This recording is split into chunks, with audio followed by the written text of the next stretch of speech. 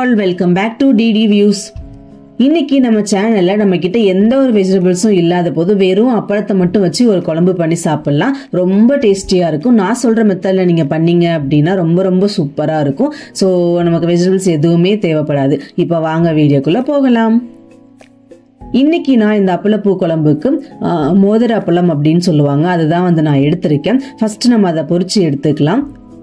So கடாயில் கொஞ்சமாக oil சேர்த்துட்டு ஆயில் நல்லா சூடானதும் அப்பளம் கொஞ்சம் கொஞ்சமாக போட்டு பொரிச்சு எடுத்துக்கலாம். நான் மேக்ஸிமம் எப்போவுமே அப்பளப்பூ குழம்பு வைக்கிறேன் அப்படின்னா இந்த மோதிரப்பழம் மட்டும்தான் ப்ரிஃபர் பண்ணுவேன். ஏன்னா இதுதான் டேஸ்ட் வைஸ் சூப்பராக இருக்கும். இதுக்கு பதிலாக குடல் அப்பளம் அப்படின்னு சொல்லுவாங்க, அது எனக்கு அவ்வளோவா பிடிக்காது. அந்த கிரேவிக்கு அந்த டேஸ்ட் அவ்வளோ கொடுக்குற மாதிரி எனக்கு ஃபீல் ஆகாது. ஸோ நீங்களுமே இதுவே எடுத்துக்கோங்க, நல்லா இருக்கும்.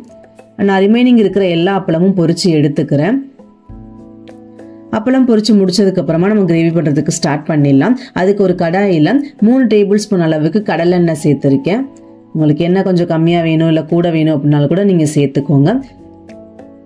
கடுகு உளுத்தம் பருப்பு சேர்த்துட்டு நல்லா பொரிஞ்சதும் ஒரு கொத்து கருவேப்பிலை, தாளிப்புல நான் ஒரு 10 பல் பூண்டு நான் ஆட் பண்ணிக்க போறேன். ஸோ உரிச்சு வச்சிருக்கேன், அதையும் சேர்த்துக்கோங்க. ஒரு 15 சின்ன வெங்காயம் தட்டி வச்சிருக்கேன், அதையும் சேர்த்துட்டு நல்லா அந்த ஆயில்ல வதக்கி விடுங்க. இது ஒரு 30% குக் ஆனதுக்கு அப்புறமா நம்ம 2 தக்காளியை நல்லா ஸ்லைஸ் பண்ணி நான் சேர்த்திருக்கேன். ஸோ உங்களுக்கு இன்னும் கொஞ்சம் தக்காளி வேணும் அப்படின்னாலும் சேர்த்துக்கோங்க, பட் புளிப்பு இல்லாமல் பார்த்து சேர்த்துக்கணும். இப்போ ஒரு டீஸ்பூன் மஞ்சள், கொஞ்சம் ராக் சால்ட் சேர்த்து நல்லா குக் பண்ண விடலாம். இப்போ இந்த தக்காளி குக் ஆகிற கேப்ல நம்ம ஒரு தேங்காய் பேஸ்ட் ரெடி பண்ணி எடுத்துட்டு வரலாம். அதுக்கு ஒரு மிக்சி ஜார்ல ஒரு 1/2 டீஸ்பூன் அளவுக்கு கசகசா, 5 முந்திரி பருப்பு. முந்திரி ஆப்ஷனல் தான், உங்களுக்கு வேணும் அப்படின்னா சேர்த்துக்கோங்க, இல்லைன்னா வேண்டாம். ஒரு 1/2 டீஸ்பூன் அளவுக்கு சீரகம், 1/2 டீஸ்பூன் அளவுக்கு மிளகு, 1/4 டீஸ்பூன் அளவுக்கு சோம்பு, ஒரு பத்த தேங்காய் பொடியா கட் பண்ணிட்டு நல்லா ஃபைன் பேஸ்டா இந்த மாதிரி அரைச்சி எடுத்துட்டு வந்துருங்க. இப்போ இந்த கேப்ல நமக்கு தக்காளி நல்லா குக் ஆயிருக்கும்.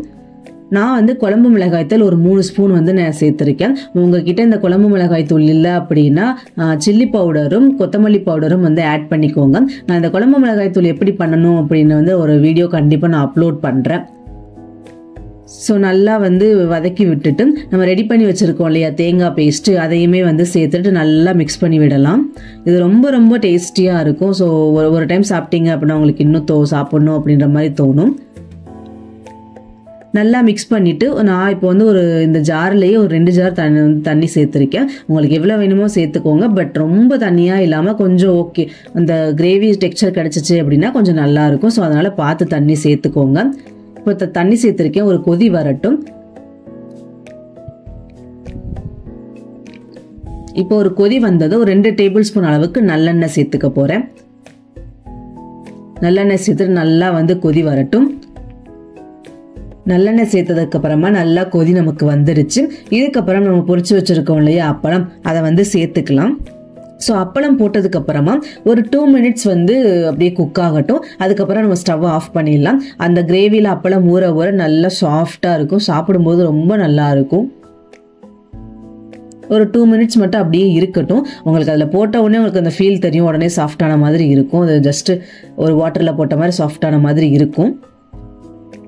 ஸோ இப்போ 2 மினிட்ஸ் ஆயிடுச்சு, அவ்வளோதான். நமக்கு சூப்பரான ஒரு கிரேவி ரெடி. நீங்கள் உங்ககிட்ட வெஜிடபிள்ஸ் இல்லை அப்படின்னாலுமே கூட ஒரு டேஸ்டியான ஒரு குழம்பு வச்சு நீங்கள் அன்றைக்கி டேயை கம்ப்ளீட் பண்ணிடலாம்.